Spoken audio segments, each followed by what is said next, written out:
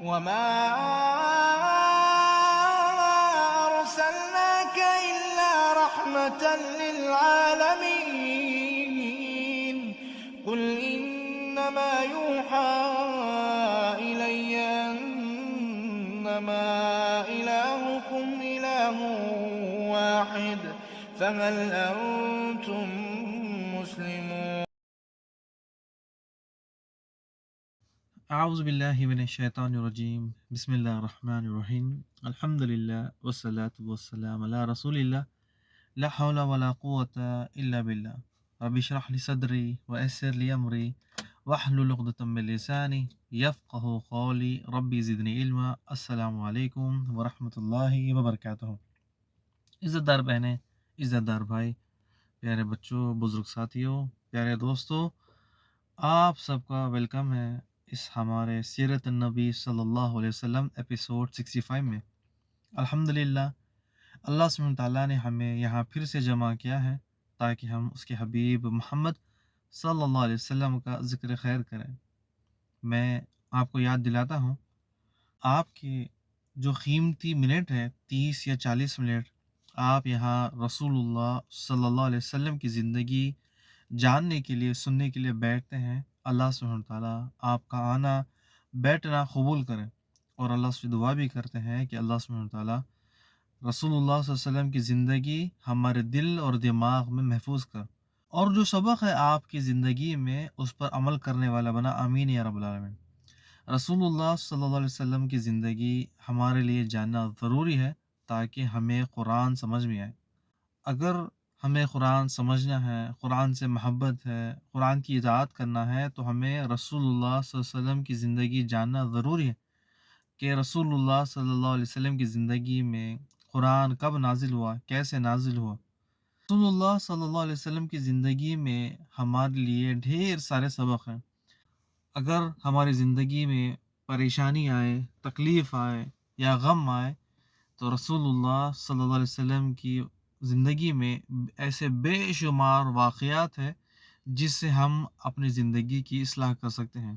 چلے جانتے ہیں اور سنتے ہیں رسول اللہ صلی اللہ علیہ وسلم کی زندگی کے بارے میں۔ آپ نے سنا تھا کہ رسول اللہ صلی اللہ علیہ وسلم مکہ میں آتے ہیں، مکہ والوں نے آپ کو دھمکی دی کہ ہم آپ کے گھروں میں گھس کر آپ کو ماریں گے۔ اب ان کا جواب رسول اللہ صلی اللہ علیہ وسلم انہی کی زبانی دیتے ہیں۔ یہاں مدینہ میں آپ ملٹری فوجی تیار کرتے ہیں کہ قریش کے لوگوں کو انہی کی زبانی دھمکی دے دیں، تمہارا جو شام سے قافلہ تجارت جاتا ہے اس کے بیچ میں ہم ہیں، 13 سال تک تم لوگوں نے ہم پر ظلم کیا، اب اس کا جو نتیجہ ہے اب تم لوگ بھگتو۔ آج ہمارا جو ٹاپک ہے وہ جنگ بدر کیسے ہوئی، جنگ بدر کا جو شروعاتی دور ہے وہ انشاءاللہ ہم جانیں گے۔ لاسٹ ایپیسوڈ میں ہم نے پڑھا تھا کہ رسول اللہ صلی اللہ علیہ وسلم کو خبر ملتی ہے کہ جو ابو سفیان کا جو قافلہ ہے وہ شام سے مکہ آ رہا ہے۔ اب یہ قافلے میں مکہ والوں کی بہت بڑی تجارت ہے۔ ان کا ایک ہی مقصد تھا کہ کس طرح سے مسلمانوں کو دبائے، ان کو مزہ چکائے، انہیں ذلیل کرے۔ یہاں رسول اللہ صلی اللہ علیہ وسلم نے 2 صحابہ کو خبر کے لیے بھیجا کہ جاؤ پتہ کرو کہ وہ قافلہ کب، کہاں، کدھر سے گزرنے والا ہے۔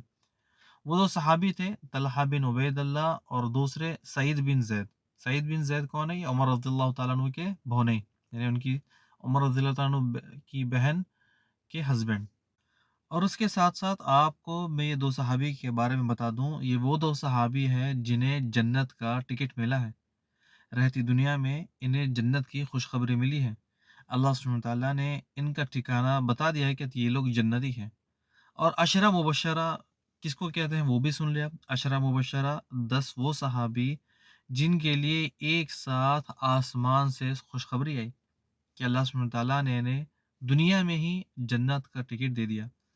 عشرہ مبشرہ میں سب سے پہلے ہے ابو بکر رضی اللہ تعالیٰ عنہ، دوسرے ہیں عمر، تیسرے ہیں عثمان، اور چوتھے ہیں علی رضی اللہ تعالیٰ عنہ، پانچویں ہے طلحہ بن عبید اللہ، چھٹے ہیں سعید بن زید، ساتویں سعد بن ابی وقاص، آٹھویں ہیں زبیر بن عوام، نویں ہے عبد الرحمن بن عوف، اور 10 نمبر پر آتے ہیں ابو عبیدہ بن جراح۔ یہ 10 ایسے صحابی ہیں جن کو ایک ہی ساتھ بشارت ملی کہ آپ لوگ جنتی ہیں۔ سبحان اللہ، کیسے شخص ہے کہ دنیا میں رہ رہے ہیں، ابھی دنیا میں زندگی باقی ہے، ابھی دنیا میں کھانا باقی ہے، سانس لینا باقی ہے، لیکن جنت کا ٹکٹ ابھی مل گیا۔ اور بھی صحابی ہیں جنہیں جنت کا ٹکٹ ملا، جیسے حمزہ رضی اللہ تعالیٰ عنہ، شہیدوں کے سردار، حسن رضی اللہ تعالیٰ عنہ، حسین رضی اللہ تعالیٰ عنہ، اور بھی صحابہ کے نام آتے ہیں۔ یہ وہ لوگ ہیں جنہیں دنیا میں ہی جنت کا ٹکٹ مل گیا۔ اللہ سبحانہ وتعالیٰ نے انہیں جنت کا جو ٹھکانہ تھا وہ بتا دیا کہ تم کچھ بھی کرو، اب تمہارا ٹھکانہ جنت ہے۔ اللہ سے ہم دعا بھی کرتے ہیں کہ اللہ سبحانہ وتعالیٰ ہمیں بھی ان کے ساتھ جنت میں جگہ دے دے، آمین یا رب العالمین۔ جیسے آپ نے سنا تھا کہ رسول اللہ صلی اللہ علیہ وسلم مدینہ میں آ کر 2 سال ہو گیا، آپ کی عمر 55 سال ہوتی ہے، نبوت کا دوسرا سال شروع ہوتا ہے، یہ رمضان کا مہینہ آتا ہے۔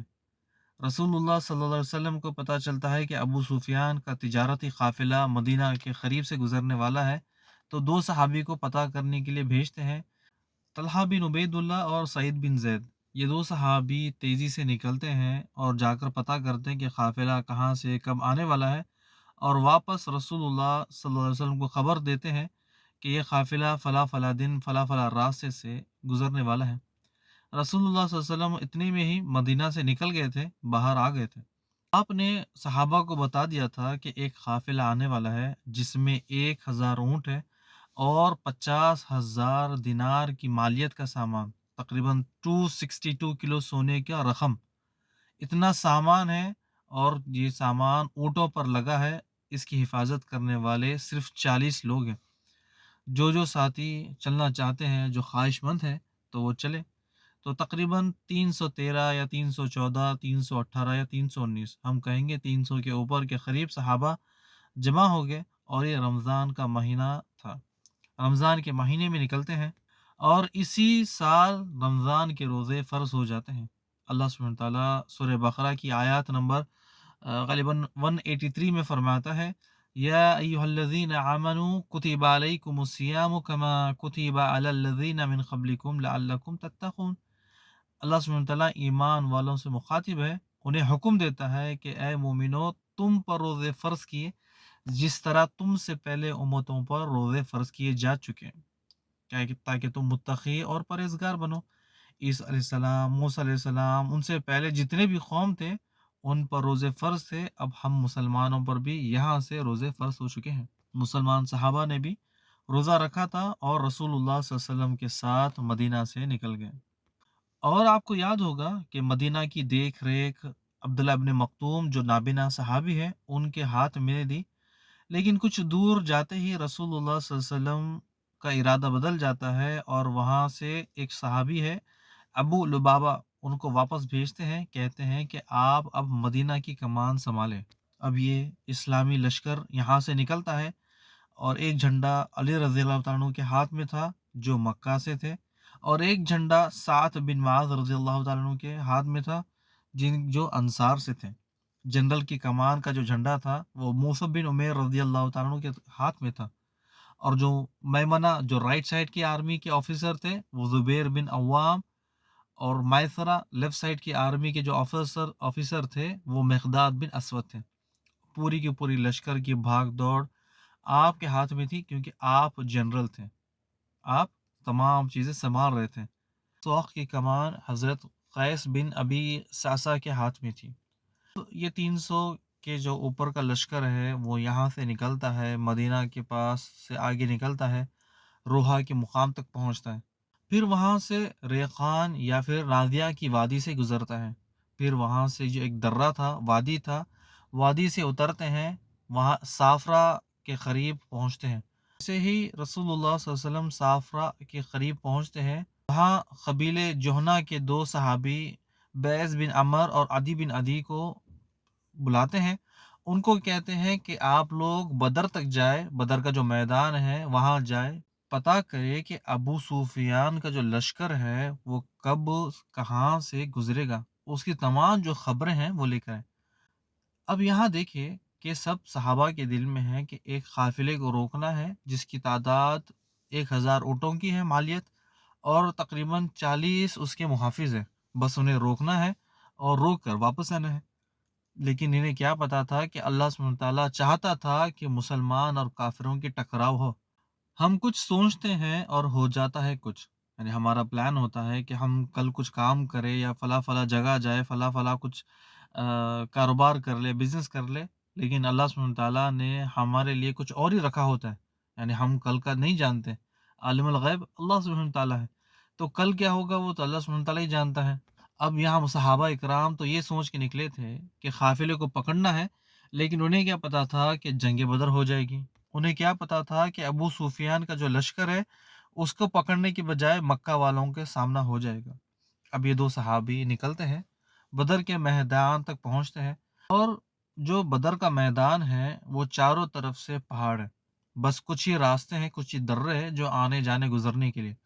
رسول اللہ صلی اللہ علیہ وسلم کا پلان تھا کہ ابو سفیان کو یہیں پر پھنسایا جائے اور اسے بتایا جائے کہ مسلمانوں کی طاقت کیا ہے۔ بدر کا میدان تھا، یہ ریسٹنگ پلیس تھی، یہاں قافلے آتے، آرام کرتے، رکتے، پھر اس کے بعد یہاں سے جاتے۔ اب وہ دو صحابی جس کو رسول اللہ نے بدر کی طرف بھیجا وہ یہاں بدر کے میدان میں آتے ہیں۔ اب یہاں پر آ کے رکتے ہیں، آرام کرتے ہیں، اپنے اونٹوں کو پانی پلاتے ہیں، خود بھی پانی بھرتے ہیں۔ اس کے بعد ابو سفیان کے قافلے کی خبر لیتے ہیں کہ کیا تمہیں پتہ ہے کوئی قافلہ آنے والا ہے، یہاں سے جانے والا ہے۔ جس طرح سے ایک جاسوسی نظام ہوتا ہے اسی طرح سے جاسوسی کرتے ہیں، تمام انفارمیشن جمع کر لیتے ہیں اور واپس رسول اللہ صلی اللہ علیہ وسلم کی طرف دوڑتے ہیں۔ رسول اللہ کو خبر دیتے ہیں کہ رسول اللہ کے ابو سفیان کا قافلہ اس جگہ سے بدر آنے والا ہے۔ اب دوسری جگہ جو ابو سفیان ہے وہ بڑے ہوشیار ہے رضی اللہ تعالیٰ عنہ، یہ مسلمان ہو جاتے ہیں بعد میں۔ ابو سفیان رضی اللہ تعالیٰ عنہ تجارت کے امیر، بڑے ہوشیار اور ایک بڑے سردار ٹائپ تھے۔ وہ مسلسل مسلمانوں کی خبریں جمع کر رہے تھے، اپنے جاسوسوں کو لگا رہے تھے کہ آس پاس کوئی قافلہ کا پیچھا تو نہیں کر رہا، ہمارے 30 40 50 100 کلومیٹر آس پاس میں کوئی مسلمان تو نہیں دکھ رہے۔ انہیں تمام انفارمیشن تھی کہ مسلمان بالکل ان کا راستہ روکیں گے، اور انہیں پتا تھا کہ مسلمان اگر آس پاس آ جائیں، ہمارے قریب آ جائیں، تو تجارت کو جو مال ہے وہ ہم سے چھین لیں گے۔ تو بدر کے میدان کی طرف ابو سفیان کا جو قافلہ ہے وہ آنے سے پہلے پہلے ابو سفیان اور ان کے جاسوس نکل جاتے ہیں۔ قافلے سے پہلے ابو سفیان بدر کے میدان میں آتے ہیں اور بدر کے جو لوگ ہیں ان کے جاسوس ہیں ان سے پوچھتے ہیں کیا تم نے کوئی لوگوں کو دیکھا جو مدینہ سے آئے، یعنی مدینہ سے کوئی جاسوس تھے یا کہیں سے وہ ہماری خبر پوچھ رہے تھے۔ تو لوگ کہنے لگے کہ نہیں، یہاں پر تو کوئی آئے نہیں، البتہ دو لوگ آئے تھے، وہ آئے، اپنے اونٹوں کو پانی پلایا، تھوڑی دیر بیٹھے، کچھ کھایا پیا اور وہاں سے چلے گئے۔ ابو سفیان اس جگہ جاتے ہیں جہاں دو صحابی رکے تھے، جہاں ان کے جو اونٹ تھے جہاں بیٹھے تھے وہاں جاتے ہیں۔ جاسوسی کا نظام آپ کو یہاں سے پتہ چلے گا کہ ابو سفیان اس جگہ جاتے ہیں جہاں اونٹ کی مینگنیاں تھیں، دو صحابہ کی مینگنیوں کو اٹھاتے ہیں اور ان کو چیر کے دیکھتے ہیں کہ اس کے اندر کیا ہے۔ تو دیکھتے ہیں مینگنیوں کے اندر کھجور کی گٹلیاں، جو بورا ہے، یہ مینگنیاں تو مدینہ کی لگ رہی ہے، اور یہ جو بورا ہے، بھوسا ہے، یہ مدینہ میں ہی ملتا ہے۔ اب ان کا جو ہوش تھا وہ اڑ گیا، پتہ چل گیا کہ مسلمان ان کے پیچھے آ رہے ہیں، یعنی یہ گٹلیاں مدینہ کی ہے، اور مدینہ میں خبر مل گئی ہے کہ ہمارا قافلہ یہاں سے گزرنے والا ہے۔ اب پتہ نہیں وہ آس پاس ہے یا ابھی تک قافلے کو پکڑ لیا ہے۔ ابو سفیان رضی اللہ تعالیٰ عنہ فوراً ایک شخص کو پکڑتے ہیں، اس کا نام ہے زمزم بن عمر غفاری۔ اس کو پیسے دیتے ہیں، کہتے ہیں کہ مکہ جتنی تیزی سے جا سکتے ہو جاؤ، انہیں جاؤ، خبر دو کہ مسلمانوں نے قافلے کو روکنے کے لیے پلان بنا لیا ہے اور وہ بالکل ہمارے قریب ہے۔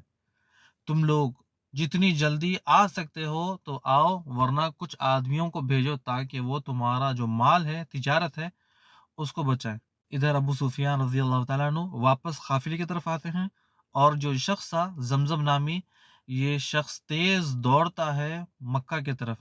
عرب میں آپ کو دستور پتہ ہے، آپ جانتے بھی ہیں کہ اگر کوئی بری خبر ہوتی یا بڑی خبر ہوتی تو اپنے کپڑے اتار دیتے، برہنہ ہو جاتے اور زور زور سے آوازیں دیتے۔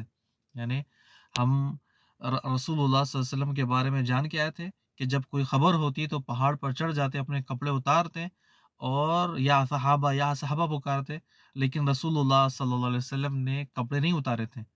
जब अल्लाह सुब्हानहू तआला ने कहा था या अय्युहल मुद्दस्सिर, ए चादर ओढ़ कर सोने वालों, उठो, अपने रब की बड़ाई बयान करो और लोगों को दावत दो, लोगों को आग से डराओ। यहाँ आपने सफ़ा पहाड़ी पर चढ़ा और या सहाबा की आवाज़ें दी, लोगों को बताया कि तुम्हें मैं ला इलाहा इल्लल्लाह की तरफ बुलाता हूँ, एक अल्लाह की तरफ बुलाता हूँ। ये तरीक़ा बिल्कुल जाहिलों से बिल्कुल अलग था। अब यहाँ पर ये ज़मज़म नामी शख्स मक्का की तरफ आता है। अब जिस तरह ये आता है मक्का में चीखता चिल्लाता, तो मक्का में अब अंदर दाखिल होता है, अपने ऊँट का जो नथना था वो चीर देता है, जो कजावा कुर्सी था उसे उल्टा कर देता है और मक्का में घुसकर चीखने लगता है, चिल्लाने लगता है और ऊँट के ऊपर ठहर जाता है और ठहर कर कहता है, ऐ लोगो, काफिला काफिला, बचा लो, मदद करो मदद करो। तो लोग परेशान हो जाते हैं कि आखिर कौन है, क्या मामलात है। तो लोग आते हैं, इसे पूछते हैं कि क्या मामलात है, क्यों चीख मार रहे हो। कहने लगा कि जो तुम्हारा काफिला है अबू सुफियान लेकर आ रहे हैं, उसे मुसलमान पकड़ने वाले हैं और मुझे उम्मीद नहीं कि तुम लोग उसे बचा सकते हो, नहीं बचा सकते हो। ये सुनना था। अबू जहल कहने लगा, मैं पहले से ही कह रहा था मुसलमान हमारा पीछा कर रहे हैं, वो बार बार हमारे काफिले को रोक रहे हैं। मैं पहले से ही कह रहा था मुसलमानों को मज़ा चखाना है। अब देख लो, वो हमारी तिजारत को लूटने के लिए, कब्जा करने के लिए आ गए। अब अगर हम खामोश हो गए, हाथ पर हाथ रखकर बैठ गए, तो फिर समझो ये हर बार होगा और फिर हमें इसकी आदत डालनी पड़ेगी। अगर हम अपनी तिजारतें मुसलमानों को दो देंगे, मुसलमानों के हवाले कर देंगे, तो फिर खाएंगे क्या, पिएंगे क्या। अबू जहल बड़ा गुस्से में कहने लगा, अब हमें उनका जवाब देना है। ये मुसलमान अपने आप को क्या समझते हैं। ये काफिला अमर बिन हजरमी का था, 4 लोग थे, एक को मार दिया, 2 को कैद कर दिया। नहीं, ये हमारा काफिला है, मक्का के सरदारों का माल है। अबू सुफियान जो तिजारत लेकर आ रहे थे, इसमें मक्का वालों का सामान था। मक्का वालों ने मिलकर इसमें ट्रेड डाला कि सब अपना अपना हिस्सा डाला, जो माल डाल सकता था डाला। जिसने मुसलमानों की जायदाद पर कब्जा कर कर उनका माल छीनना था, वो छीन कर, उनकी ज़मीनों को ख़रीद कर, उनकी ज़मीनों को बेच कर, उनके जानवरों को जो कर सकते थे करके, उन्होंने जो रेवेन्यू जो जमा की थी, जो माल जमा किया था, उसी का ये ट्रेड था। अबू जहल ने मक्का में ऐलान कर दिया, सभी को निकलना है। अगर कोई पीछे उज़्र की वजह से रुक जाता है तो अपनी तरफ से कोई आदमी भेजे, और अगर कोई ज़बरदस्ती मोहब्बत में या रिश्तेदारी में अगर छूट जाएगा तो फिर हम उसका बाइकआउट करेंगे। एक एक करके ये मक्का के सरदारों के पास खुद ही जाता, उनको दावत देता, उनको तैयार करता, और जो तैयार नहीं होते उन्हें ताने मारता, उन्हें कहता है तू बुज़दिल है, तू अब चूड़ियाँ पहन ले और यहाँ पर बैठ जा, तो मक्का में आयश कर, हम मर्द जाकर मुसलमानों से अपना काफिला बचाएंगे। अब उमैया बिन खलफ के पास आता है, ये जाने के लिए तैयार ही नहीं हुआ, ये कहता है कि मैं नहीं जाऊँगा। अबू जहल इसको बहुत ताने देता है, बहुत समझाता है, लेकिन ये नहीं मानता। उक़बा इसके पास आता है, जो हमारे पास बुखूर होता है, ऊद होता है, ऊद की धूनी लेकर आता है, कहता है उमैया ये लो ऊद की धूनी, औरतों की तरह बैठो, इसे लो। अब उमैया को गुस्सा आ गया, जोश मारा, उसने कहा कल देखना मैं कैसे लड़ूंगा, तुम लोग मुझे कमज़ोर बुज़दिल समझते हो, कल देखना मैं कैसे तुम्हारा साथ दूंगा, कैसे मुसलमानों पर भारी पड़ूंगा। उमैया जल्दी जल्दी घर जाता है जंग की तैयारी के लिए। उमैया बड़ा बुज़दिल था, बड़ा डरपोक टाइप था। उसको पहले से ही पता चल गया था कि उसकी मौत का जो फैसला है वो हो चुका था। आपको याद होगा जब साद बिन माज़ रज़ी अल्लाह तआला अन्हु आखिरी मुसलमान उम्रे के लिए आते हैं, तो शायद आपके दिमाग में क्लिक हो गया होगा कि साद बिन माज़ उम्रे के लिए आते हैं, अबू जहल रास्ते में मिल जाता है। तो उमैया बिन खलफ से पूछा कि ये कौन है। उमैया ने कहा कि ये मेरा दोस्त है मदीना का। अबू जहल ने कहा, साद तुम बेदीनों को पनाह देते हो और यहाँ हिफाजत से तुम उम्रा करते हो, अगर उमैया नहीं होता तो फिर तुम्हारी हिफाजत करने वाला कोई नहीं होता, तुम अपने पैरों पर अपने घर नहीं जाते। साद बिन माज़ रज़ी अल्लाह तआला अन्हु कहते हैं, तुम अगर रोकते हो तो मुझे रोक कर बताओ, तुम्हारी हिम्मत दिखाओ, और अगर तुम मुझे रोकोगे तो मैं जो तुम्हारा रास्ता है ना, दो तिजारती वाला, उसको रोक दूंगा। उसी मौक़े पर साद बिन माज़ रज़ी अल्लाह तआला अन्हु कहते हैं, उमैया रसूलुल्लाह ने हमसे कहा था ایک دن تمہارا ہم قتل کریں گے، ہم تمہاری جان لے لیں گے، ہم تمہیں مار ڈالیں گے۔ امیہ نے پوچھا کیا مسلمان ہمیں مکہ میں ماریں گے یا مدینہ میں ماریں گے؟ امیہ نے پوچھا سعد رضی اللہ تعالیٰ سے، لیکن سعد رضی اللہ تعالیٰ نے کہا مجھے پتہ نہیں۔ امیہ بن خلف کو پتا تھا کہ رسول اللہ صلی اللہ علیہ وسلم سچ بولتے ہیں، وہ جھوٹ نہیں بولتے۔ اگر انہیں کہہ دیا کہ ایک بار کہ ہم مکہ والوں کو قتل کریں گے، اس کا مطلب وہ قتل کریں گے۔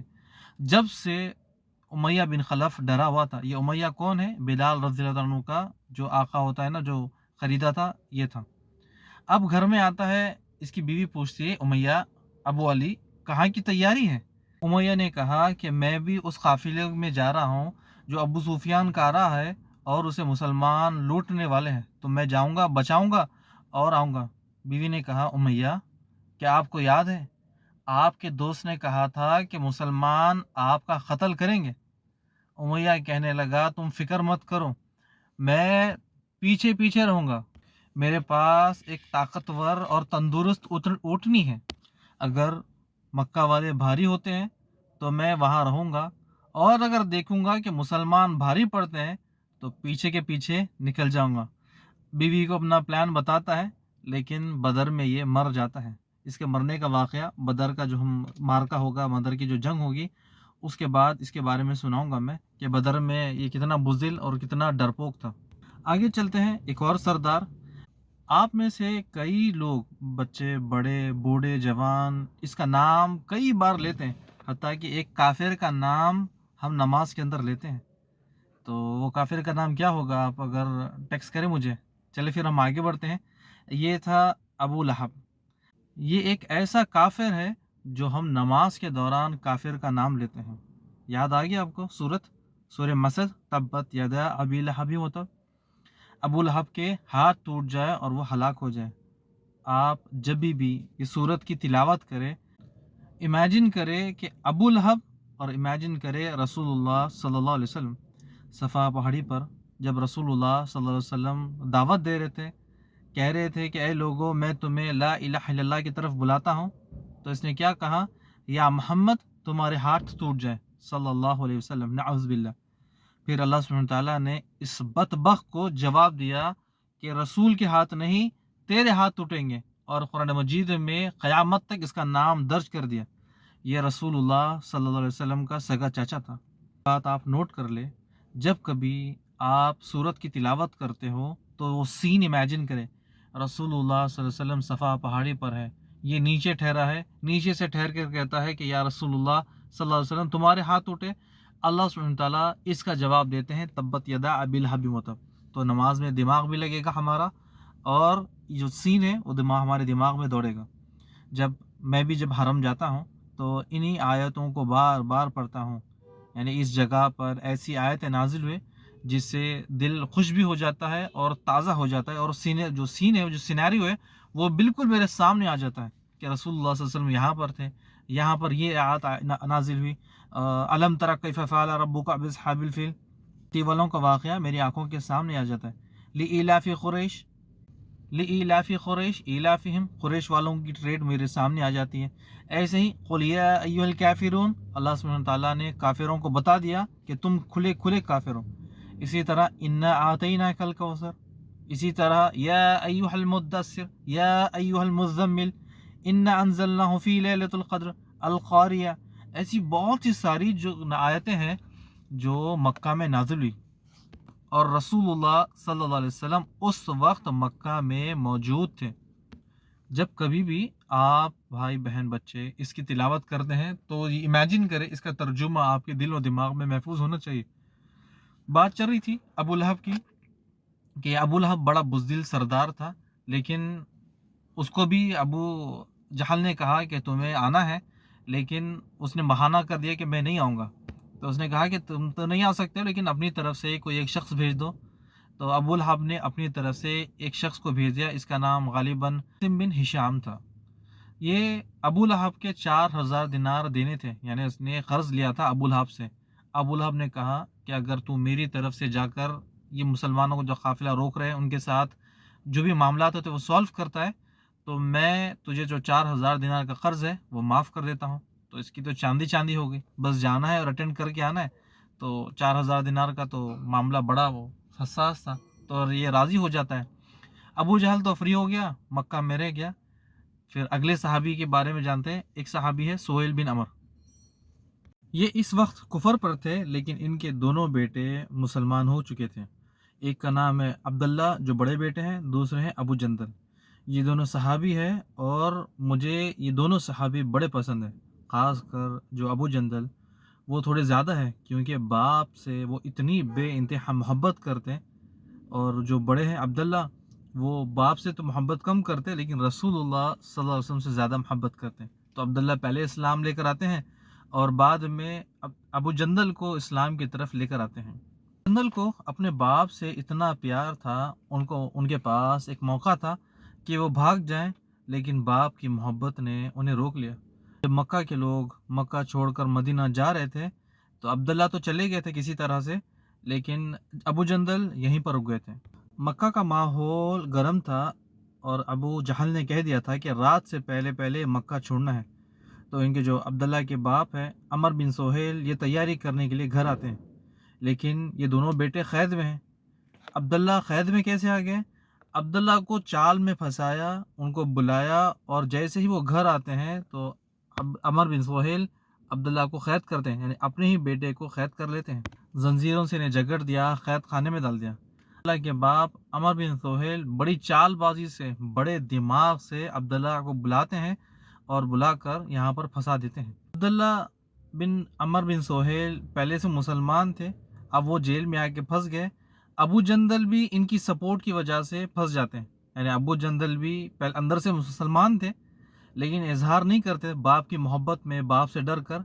लेकिन बाप को पता चल गया ये भी मुसलमान है, तो इन दोनों को कैद खाने में कैद कर दिया। बिन सोहेल को पता था कि अगर मैं अबू जंदल को खुला छोड़ दूं तो वो भागेगा तो नहीं, लेकिन अब्दुल्ला को भगा देगा। उमर बिन सोहेल ने तो जाल में फंसा कर अब्दुल्ला को तो कैद कर लिया, लेकिन बड़ा मज़े का वाक़या है, अब्दुल्ला अपने बाप को चकमा देते हैं और यहाँ से निकल जाते हैं। जैसे ही अमर बिन सोहेल घर आते हैं, एक खादिम को कहते हैं कि तैयारी करो, एक खादिम को कहते हैं कि बच्चों का ख्याल रखो, और एक खादिम को कहते हैं कि हथियार निकालो, एक खादिम को कहते हैं कि सवारी तैयार करो। यानी घर में भाग दौड़ शुरू हो गई, घर में भागम दौड़ की आवाज़ शुरू हुई। और जैसे ही अब्दुल्ला को पता चला कि मुसलमानों ने ऐसा ऐसा कर दिया, इस तरह से तमाम चीज़ें मामलात हो गए, अब्दुल्ला का दिमाग प्लान बनाता है। अब्दुल्ला रज़ियल्लाहु ताला अन्हु अपने बाप को उल्लू बनाते हैं और फिर कहते हैं कि या अब्बू, या अबती, या अबती, यानी या अब्बू। तो अब सोहेल कहते हैं कि अब्दुल्ला, कई दिनों के बाद आज तुम्हें बाप याद आया। सोहेल कहते हैं क्या हुआ, बताओ मुझे। तो अब्दुल्ला कहते हैं अब्बू, मैं भी आपके साथ चलूँगा। सोहेल कहने लगे क्यों मैं तुम्हें ले जाऊँ, तुम तो एक भगोड़े हो और मैं तुम्हारी चाल में फंसने वाला नहीं हूँ।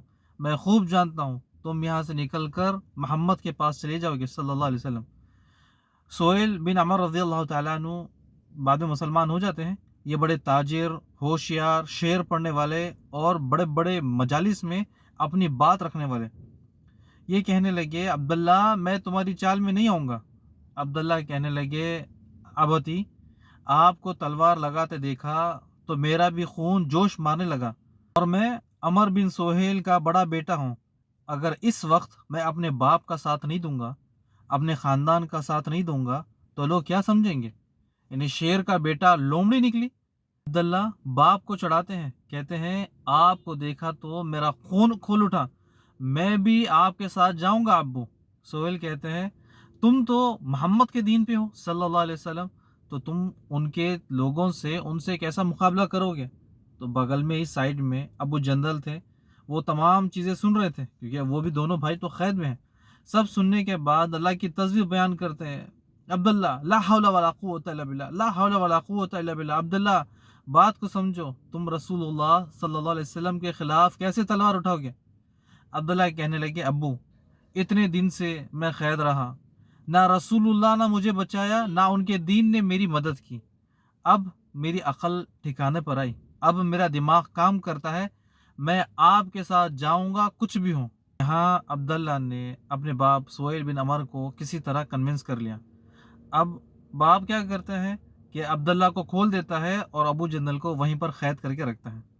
सोहेल कहते हैं कि अबू जंदल, जिसे तुमने बिगाड़ा था उसकी अकल ठिकाने पर आ गई। अगर तुम भी मोहम्मद का साथ छोड़ दो सल्लल्लाहु अलैहि वसल्लम, उनके दीन से मुंह मोड़ लो, तो मैं भी तुम्हें आज़ाद कर दूंगा। तो अबू जहल मना कर देते हैं। अब अब्दुल्ला बाहर आते हैं, बाप के लिए सवारी तैयार करते हैं, उनके लिए घोड़ा तैयार करते हैं, उनके लिए कपड़े तैयार करते हैं। बाप का जो सवारी थी उसको पकड़कर बाहर निकलते हैं। ये देखकर सोहेल बड़े खुश हो जाते हैं कि मेरा बेटा मेरे साथ है। अब मक्का वाले रात में बिल्कुल तैयार होते हैं बाहर निकलने के लिए, बदर जाने के लिए।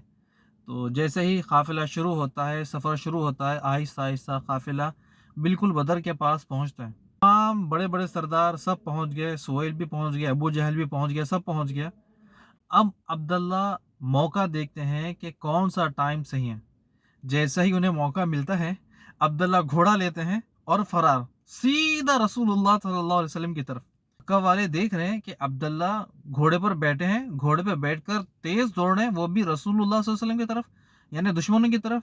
फौरन जाते हैं, बताते हैं सोहेल, तुम्हारा बेटा अब्दुल्ला, उसने तुम्हें धोखा दिया। सीधा मोहम्मद और उनके साथियों के पास चले गए सल्लल्लाहु अलैहि वसल्लम। सोहेल क्या करते सोहेल चुपचाप रहते हैं, बोलते अब्दुल्ला तुमने अच्छा नहीं किया, मुझे धोखा दिया, अब क्या करें। अब्दुल्ला तो चले गए वहां पर। जाने से पहले पहले अब्दुल्ला अपने भाई अबू जंदल को कहते हैं, अबू जंदल, मेरा ये प्लान है कि मैं यहाँ से भागूंगा और ये मेरा हीला है, ये मेरा बहाना है। अगर तुम्हें भी मेरे साथ चलना है रसूलुल्लाह की तरफ तो बताओ, तुम्हें भी फिर मैं साथ लेकर चलता हूँ। अबू जंदल कहते हैं कि मैं नहीं जाऊँगा, बाप को छोड़कर मैं नहीं जाऊँगा। जब जंग बदर शुरू होती है तो सोहेल इसी जंग बदर में कैदी बनकर आते हैं। अबू जंदल पैसे देकर इन्हें छुड़वाते हैं।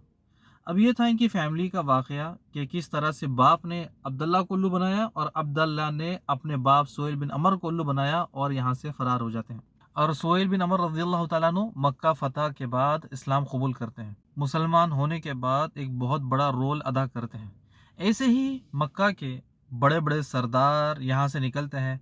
बिन रबीहा, इनका नाम याद है, हुज़ैफ़ा बिन यमान रज़ियल्लाहु ताला अन्हु के वालिद। हुज़ैफ़ा बिन यमान कौन है? राजदार रसूल, तो ये उन्हीं के बाप हैं।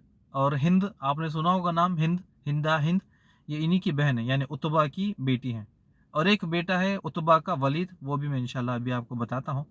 तो उतबा भी एक बहुत बड़ा सरदार था, लेकिन जब तक हुज़ैफ़ा बिन यमान रज़ियल्लाहु ताला अन्हु मक्का में थे, मुसलमान थे, किसी की हिम्मत नहीं थी कि इनके बेटे को हाथ लगाए। यानी वो बाप कुफर पर है, बेटा मुसलमान है, लेकिन सब पर जुल्म हो रहा है, लेकिन किसी ने हुज़ैफ़ा बिन यमान रज़ियल्लाहु अन्हु को हाथ नहीं लगाया, क्योंकि इतना ज़्यादा उतबा के पास पावर था। और जब जंग शुरू होती है, उतबा, उसका भाई रबीहा और इनका बेटा उतबा का बेटा वलीद, ये तीनों के तीनों मर जाते हैं। अबू जहल भी इसी जंग बदर में मरता है। और आस बिन हिशाम, ये गालिबन उमर रज़ियल्लाहु ताला अन्हु के मामू हैं, वो भी इसी में मर जाते हैं। बड़े बड़े सरदार मरते हैं और बड़े बड़े सरदार कैद हो जाते हैं। जब ये मक्का से निकल रहे थे तो इन लोगों ने अपनी खिस्मत आजमाई। जो खिस्मत आजमाते हैं, तीर डालते हैं, जिसको फाल निकालना कहते हैं। तो अबू जहल ने तीर निकलवाए, तो पहला तीर आया कि न मत जाओ, ये काम मत करो। फिर दूसरी बार फिर तीर डाला, फिर इसी में आया कि तुम लोग मत जाओ, यानी बिल्कुल नो नेगेटिव वाला आया। अबू जहल ने तीर को तोड़ दिया, कहा बस खलास, अब चलो सीधा मुसलमानों के पास। अब ये लोग यहाँ से निकलते हैं और अबू सुफियान रज़ियल्लाहु ताला अन्हु कैसे बचते हैं, रसूलुल्लाह सल्लल्लाहु अलैहि वसल्लम सहाबा का इनका आमना सामना होता है और इब्लीस की एंट्री होती है, वो इंशाल्लाह हम अगले एपिसोड में जानेंगे। तो यहाँ से वो निकलते हैं मक्का से और जंग बदर पर रुकते हैं, ये इंशाल्लाह अगले एपिसोड में रुकेंगे। ये मैंने आपके साथ एक लोकेशन पिक्चर डीपी में शेयर कर दिया, इंशाल्लाह अगले एपिसोड में आपको मैं बताऊँगा। लेकिन ये आपके सामने शेयर कर दिया कि रसूलुल्लाह सल्लल्लाहु अलैहि वसल्लम बदर की तरफ आते हैं। अबू सुफियान बदर आ रहे थे, जब उन्हें पता चल गया कि मुसलमान उनका पीछा कर रहे हैं तो अपनी जगह बदलते हैं। ये इंशाल्लाह ये मैप में आपको पता चल जाएगा और इंशाल्लाह अगले एपिसोड में हम इंशाल्लाह इसके बारे में जानेंगे। बारकल्लाह फ़ीक व जज़ाकुमुल्लाह खैर। और हमारी रमज़ान की टाइमिंग चेंज हो रही है, इंशाल्लाह ग्रुप में आपको ग्रुप एडमिन डाल देंगे। अस्सलामु अलैकुम व रहमतुल्लाहि व बरकातहू।